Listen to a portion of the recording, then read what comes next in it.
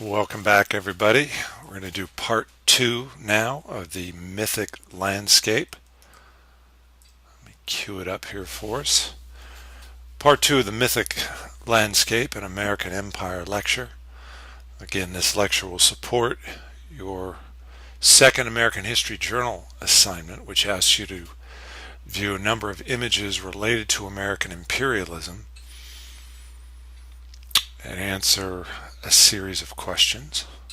This lecture will help give you context for understanding many of those images, including those that deal particularly with the Spanish-American War, where we start now. The image you see here is a depiction, an artist's depiction of a famous event in the late 19th century, a kind of familiar event really for us now, having lived through the 20th century and beyond 9/11.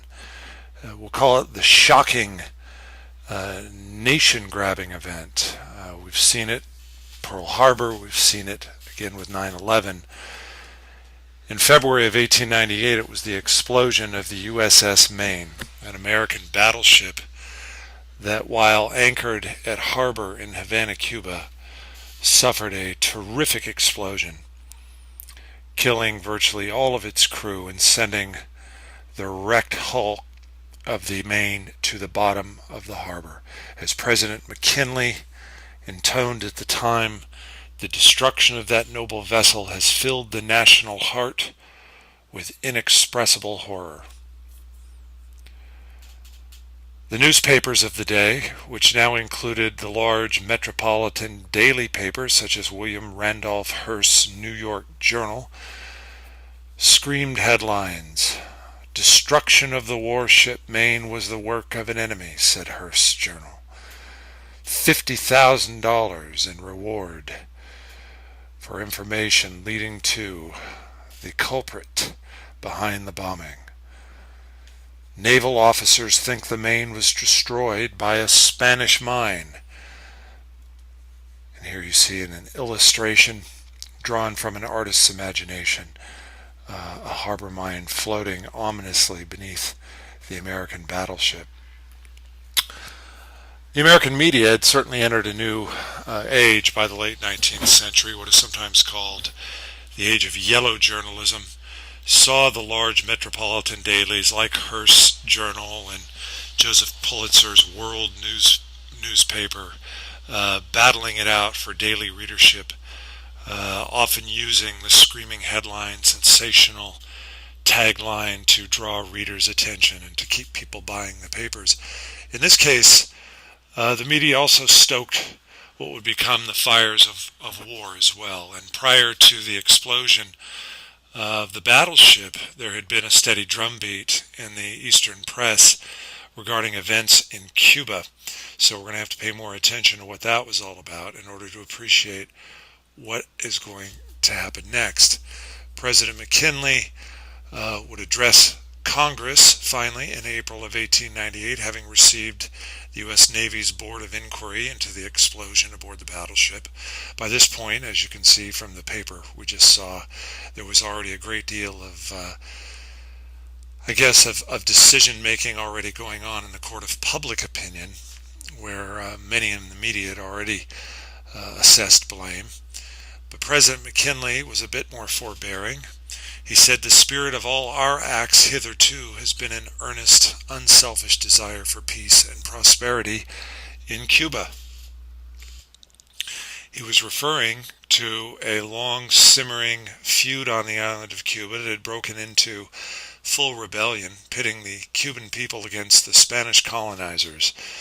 Cuba, one of the wealthiest of the Spanish sugar islands and one of the last of Spain's great colonial holdings in the Western Hemisphere, had made enormous profits for the Spanish treasury and for wealthy landowners over the decades and centuries even, while the people of Cuba, many of them either recently freed slaves or the descendants of slaves, were among the poorest of people in the Western Hemisphere.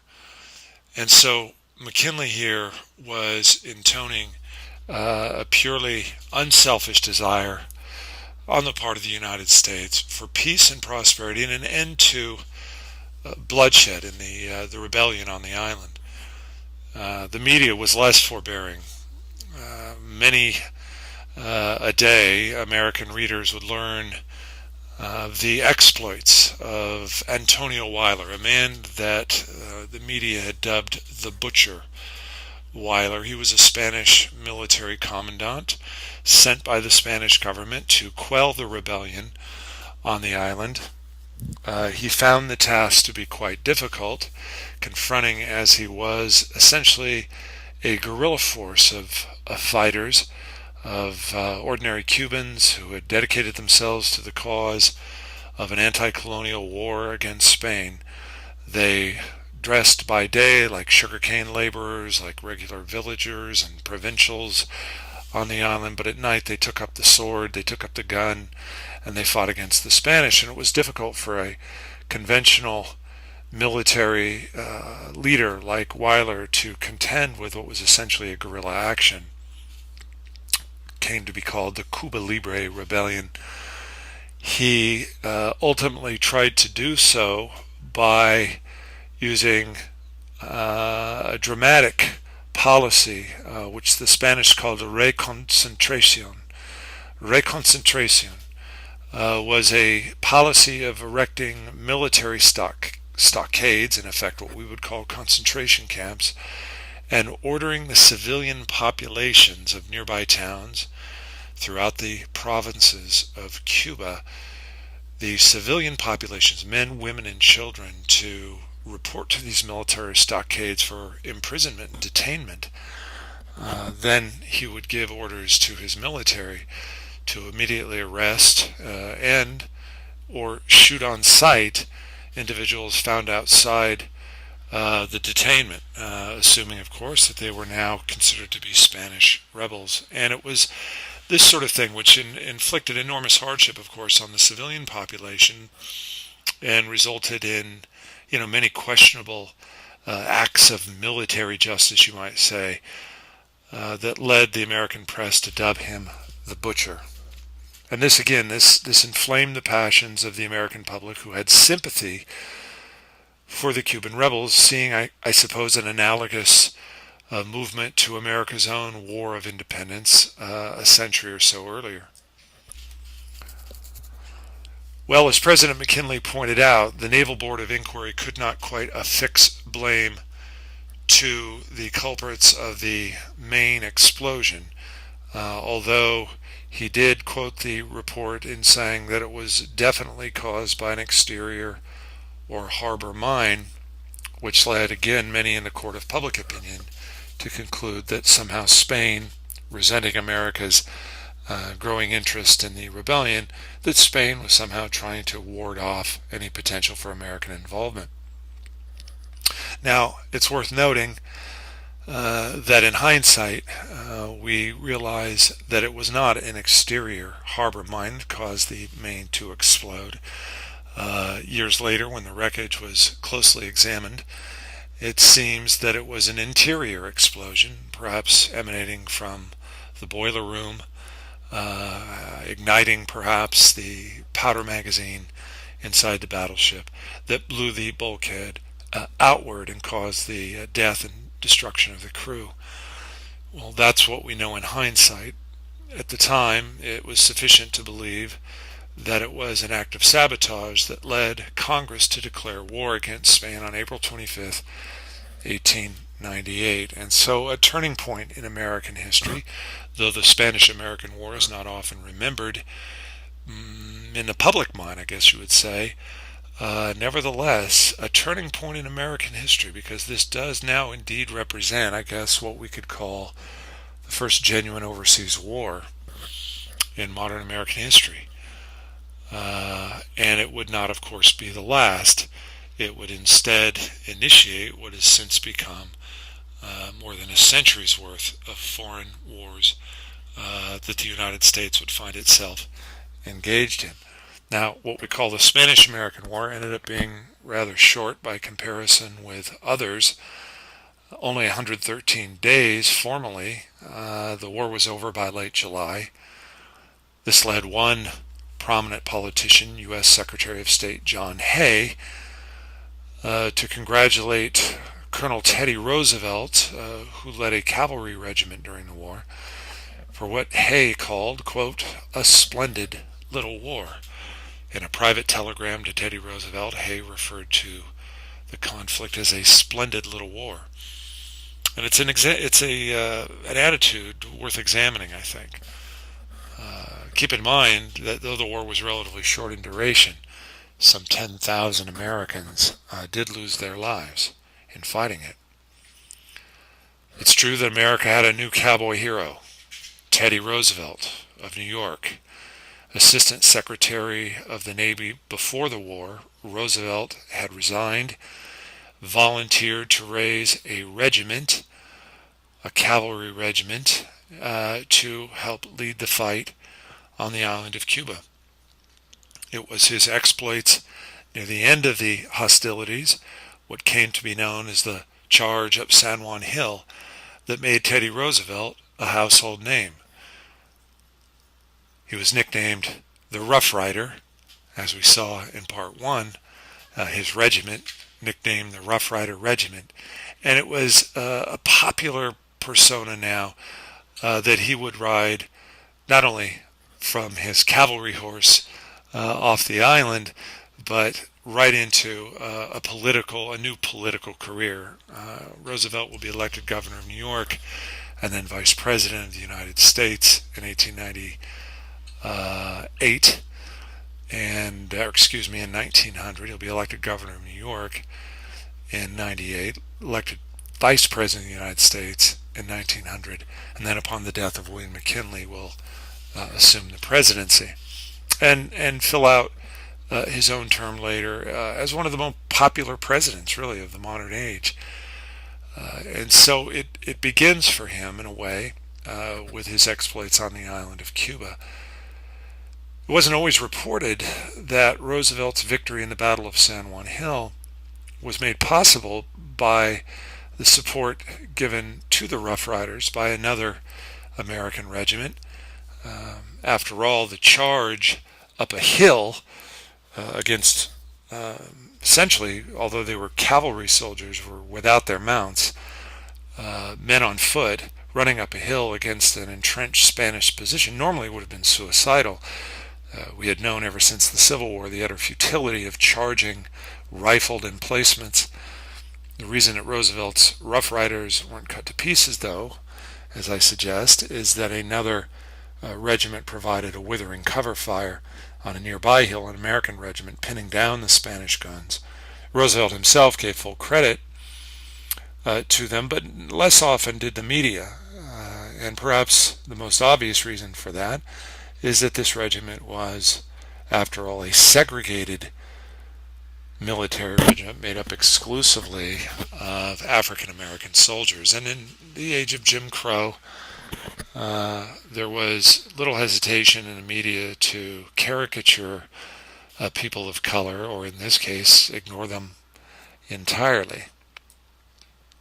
Well, moving on to look at the war in slightly larger context here. At the outbreak of the fighting in April of '98, Congress passed the Teller Amendment, which stated that the United States, quote, hereby disclaims any disposition of intention to exercise sovereignty, jurisdiction, or control over said island, meaning Cuba, except for pacification thereof, and asserts its determination, when that is accomplished, to leave the government and control of the island to its people. And so it seemed that McKinley's vow of an unselfish and earnest desire for peace in Cuba also implied an intent on the part of the United States to see the island win its independence and revert to self-government. And yet, by 1901, Congress had passed an additional amendment now regarding the affairs on Cuba. I've listed these here in summary form. Cuba would not transfer land, any of its own land, to any other power than the United States. The U.S. reserved the right of intervening in Cuban affairs whenever it deemed necessary. And furthermore, the Platt Amendment stipulated that a naval base on the island would be secured by the United States permanently. What we know as Guantanamo Bay was first ceded to the United States as part of the Platt Amendment following the Spanish-American War to be possessed as a permanent American installation on that island. And so one must consider how different these two amendments seem to frame the ultimate purpose of the United States in regard to Cuba. Not mentioned here, of course, was the fact that America already by this time had a rather significant and growing economic interest in the island of Cuba, as U.S. business interests had sunk many millions of dollars into the island, or for that matter, that the United States was taking an increasingly proactive posture generally internationally and was looking to secure its own economic and military interests, both in the Western Hemisphere and, as we'll see, across the Pacific Rim as well. For one Cuban senator, this was almost too much to believe. Juan Gualberto Gomez denounced the amendment, the Platt Amendment, stating, quote, "To reserve to the U.S. the faculty of deciding for themselves when independence is menaced, and when therefore they ought to intervene to preserve it, is equivalent to delivering up the key of our house so that they can enter it at all hours when the desire takes them, day or night." And so for the Cuban senator and for many other critics of America's actions in Cuba and elsewhere, it seemed that we were more and more taking on the posture of the eager imperialist, something that by this point President Roosevelt didn't really bother to deny. One of the lasting memories we have of Teddy Roosevelt, of course, is his famous statement regarding U.S. foreign policy, that we were to speak softly and carry a big stick. And so here is a depiction of the big stick policy of Teddy Roosevelt, showing him tromping through the Caribbean Sea, pulling a chain of U.S. battleships behind. Well, this is only really half the story in regard to the Spanish-American War, because half a world away, across the wide Pacific, the United States Navy had engaged Spain in the Battle of Manila Bay.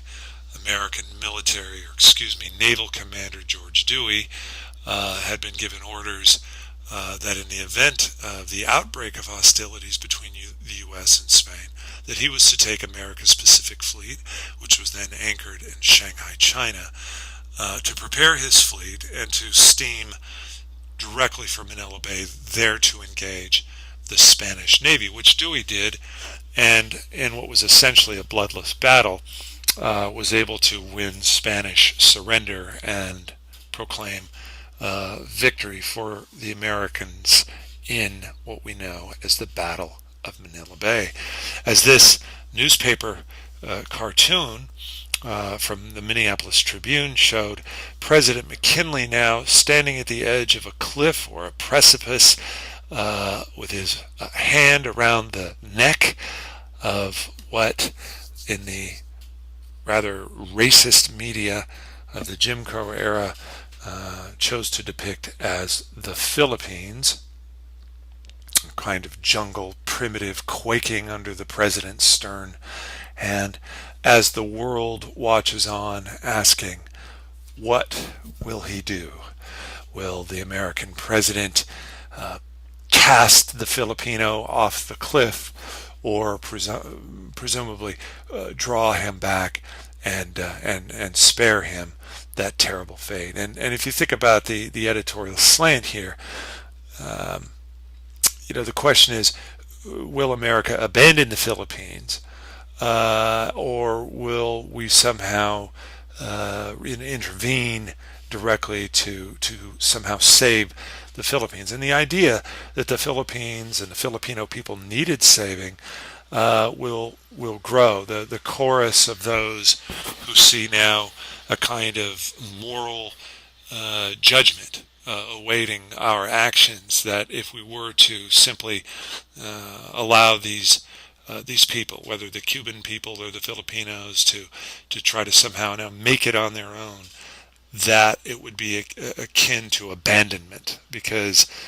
given the racial attitudes in America at the time, at the height of Jim Crow, there was already an ingrained sense that the colored peoples of the world, whether it be African American peoples in America or Native American peoples in America, or mostly African descended peoples in Cuba, or Filipino peoples in the Far East, that they were somehow vulnerable, and that it was part of the civilizing mission now of America to do something on their behalf. Now, of course, all this masked the fact that, again, the United States had enormous and developing economic interests in each of these places as well. And when it seemed that perhaps the Philippines might gain their independence, there were those among the Filipinos who strongly affirmed and supported this idea. One was Emilio Aguinaldo, a young Filipino freedom fighter and patriot who helped lead the attack against the Spanish on land as Commodore Dewey's naval force engaged the Spanish in Manila Bay. Now, Aguinaldo would later say that he had been assured by Dewey that the United States fully supported the aspirations of the Philippine people for independence. In fact, he drafted a Declaration of Philippine Independence that was roughly based on the American Declaration of Independence drafted by Thomas Jefferson during our Revolutionary War.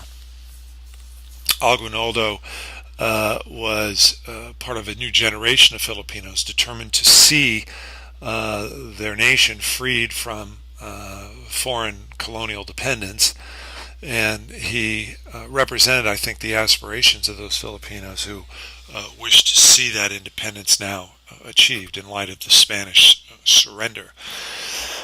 Well, if that was their hope, then their hopes were dashed when instead, at the Paris Peace Conference in 1898, December of 1898, attended by Spain and by the United States, and by token delegations from Cuba and the Philippines, that what happened instead was that the United States ultimately offered Spain a cash payment to take the Philippines and, as it turns out, two other Spanish colonies, Puerto Rico here in the Western Hemisphere and Guam, a Pacific island colony, to take these colonial possessions off the hands of the Spanish and to assume proprietorship over them. In other words, to purchase them outright from Spain. When the news of this was received in the Philippines, it stirred immediate conflict and criticism, and Aguinaldo's patriot forces that had been fighting the Spanish now simply vowed to maintain the fight for independence against the United States. There was also a harsh reaction in the United States, but a reaction that seemed to come from perhaps a minority within the sort of public sector of the U.S., what came to be an anti-imperialist movement that did include some prominent Americans, the author Mark Twain, for example, the industrialist Andrew Carnegie, all spoke out publicly against the idea of America annexing the Philippines. Ultimately, it would be decided by a vote of the Senate whether to annex the Philippines and affirm the Treaty of Paris, and in the end the Senate would approve the annexation. And so what now confronted the U.S. was a resistance movement that we had once supported, but which was now targeted against the United States. The U.S. government responded by sending 70,000 troops over the next year or two, 70,000 active duty, now combat troops, U.S. Army troops mostly, and Marines, to the Philippines to fight what would now be called in the United States the Philippine insurrection. And an insurrection is an uprising against a lawful authority. So by definition, an insurrection is essentially an illegal act. But as I sometimes say, one person's insurrectionist is another person's freedom fighter. And it's with a certain irony that we called it an insurrection, because the Spanish had referred to the Cuban rebels, who we considered patriots and freedom fighters, called them insurrectos, the Spanish word meaning the same thing. And so now we were calling, in effect, the Filipinos who were fighting insurrectos. From 1899 to 1902, again, what the United States termed the Philippine insurrection, saw some very hard fighting in and around Manila, but in some of the provinces of the island of Luzon, the big island where Manila is located. Keep in mind, the Philippines are an island archipelago of more than 7,000 individual islands. Plenty of places for a hardened, battle-tested guerrilla force to hide out, to take cover, and to spring traps, to use the tactics of guerrilla fighters against the better armed U.S. force. And as we know from more recent conflicts, but even from the annals of our own history, the American Revolution saw American patriot soldiers often adopting guerrilla-like tactics to take on the better supply and the more heavily armed British Army, the Redcoats, that when confronting a superior force, the one thing guerrilla fighters will not choose to do typically is to expose themselves frontally to that better armed force, but instead to fight a rearguard action, to launch hit and run raids, ambushes, quick strikes, lightning strikes, to fight a war of psychology, to get the superior force to wear it down, to reduce their morale, to convince them ultimately that the price they're paying is simply not worth it.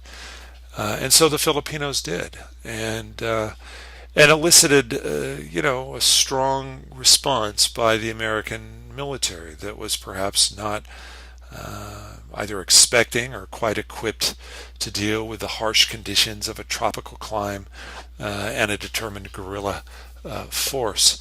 One U.S. military leader, Marine Corps Colonel Frederick Funston, famously vowed to, quote, rawhide these bullet-headed Asians until they yell for mercy. And the reference here to bullet-headed Asians was, again, quite in line with the racialized rhetoric of the day, whether referring to African Americans or Native Americans in the United States or various non-white peoples around the world. There was almost no self-consciousness on the part of the American media or even American public leaders or military leaders to refer to such peoples in rather derogatory tones, certainly what we would consider now to be derogatory tones. And it's worth noting that in the American armed forces, that among the soldiers fighting on behalf of the American cause were African American troops, again in segregated regiments, just as they had been in Cuba, fighting in the Philippines, but experiencing in effect the same racist treatment that the Filipinos were experiencing. In fact, the same racial pejorative, what we call the N-word, which was used to refer to the African American troops, was also used to refer indiscriminately to the Filipino fighters. The other part of Funston's quote that you don't see here on the screen, after the the rawhiding of bullet-headed agents, had him saying that this was necessary in order to, quote, make way for the Anglo-Saxon bandwagon of progress and decency.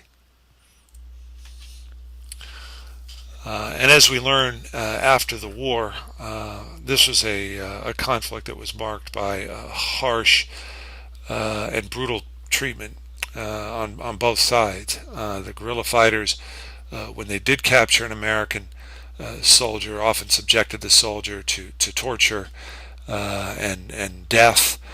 The favored fighting implement of many Filipino rebel fighters was the bolo sword, which is a cutting tool, an edge weapon used to cut sugarcane by day, but to hack at the body of a captive prisoner by night. And it was this kind of thing, not terribly different than what we saw in the Native American frontier. Claims of barbarism and scalping and mutilating of corpses and such. There was never a clear progression that somehow it was the native people who introduced these barbarities into warfare. It simply was not the case that one side or the other was somehow responsible for these things. The U.S. troops engaged in any number of barbarisms of their own, or so it would seem. According to the testimony of soldiers, American soldiers in Congress after the war, congressional hearings, in other words, first-person reports of what had been going on. You can read here from one of the transcripts. The questioner asked the soldier, "While you were there any villages burned?" Referring to a provincial village in the Philippines. "Yes, sir. The one I witnessed being burned, I should say, was 3,000 or 4,000 people. That many people lived there." Question: Have you been over the ground where these towns were that you learned were burned? "Yes, sir. They were burned. Or excuse me, they appeared to be deserted. Everything was burned, houses and shacks." And what he was describing here was what we might call a scorched earth policy by the U.S. military. Our Army's own frustration at not being able to readily find, let alone engage, guerrilla troops, particularly during the day. The same problem that Antonio Weyler faced as the Spanish commander in Cuba, led to a scorched earth policy whereby towns and villages and even crop fields and drinking wells were destroyed. Fields were burned, wells were poisoned, towns were simply burned down. The idea being that any guerrilla force hiding out or seeking cover would now be somehow flushed out into the open, with enormous consequences, of course, for the civilian population, as we'll see. You might find it interesting, given recent history of foreign war, that one of the more controversial tactics used by the American forces was something that they called the water cure. Again, back to the congressional testimony. Did you see any cases of water cure or torture applied to the natives? Answer: Yes, sir. Question: What was the effect upon these natives of giving this water cure? Answer: They would swell up. Their stomach would swell up pretty large, and I've seen blood come from their mouth after they had been given a good deal of it. And what the soldier was describing here was the, again, simulated drowning of a captive who was essentially, forced to breathe and swallow water as it was poured over his face, or in some cases even just a garden hose, a simple garden hose, and jammed into his mouth and the valves turned on. The idea being then, as it is now, to break down the will of the captive to resist and to elicit cooperation. This has been termed in recent years by administration officials in the Bush administration, most famously the former Vice President Richard Cheney, as enhanced interrogation. And yet, by virtue of almost every international accord or agreement, just as it was in the Philippines then, has been regarded as torture. What we know from the results of the war in the Philippines was that an enormous price was paid for American territorial annexation there. An estimated 200,000 Filipinos will die of famine, disease, and directly as a result of the war itself. Most of them, frankly, civilians who were caught, in effect, in the crossfire of a violent conflict. In the end, Aguinaldo's forces would surrender, and the Philippines would be and would remain an American annexed territory for the next almost half century. Not until after World War II in 1946 does the U.S. formally recognize Filipino independence. And the cartoon here, again critical this time of the McKinley administration, shows the president studying a map of the islands. McKinley at one point had proclaimed the rightness of the American cause by saying that now the Filipino people could be Christianized. Again, the idea that America was exporting a superior civilization to a backwards people. But in this case, it was ironic, doubly so, I think, because, of course, under the Spanish for more than 2 centuries, many Filipinos, particularly in the large islands, had already been converted to Christianity. The cartoon shows Justice pulling back the curtain on American society. And if you look at the image here for a second, you can see if you can guess what the cartoonist was up to here. The caption is "Civilization begins at home." And the scene, of course, shows, one imagines, the American South and the depredations of lynching, which was then going on almost without punishment or answer by any legal authorities. So, seemingly a double standard. Now, you're free to look at the rest of the PowerPoint in the PowerPoint version, the regular slide version of this lecture. I've compiled a series of images from recent U.S. history that'll help tie in the themes of American overseas military involvement and the complications that military involvement has often elicited. A basic question remains for us as a nation now, just as it confronted America at the outset of our career as a global nation. Can we, as a democratic people, espousing liberty and freedom and equality and civil rights, can we presume to use our military forces to support our foreign policy interests and still somehow maintain strict adherence to those values that we so often tout? So I will let you continue this bit on your own, but you'll have now the 2 pieces of this lecture on the mythic landscape and American empire to mull over and to prepare for the next exam.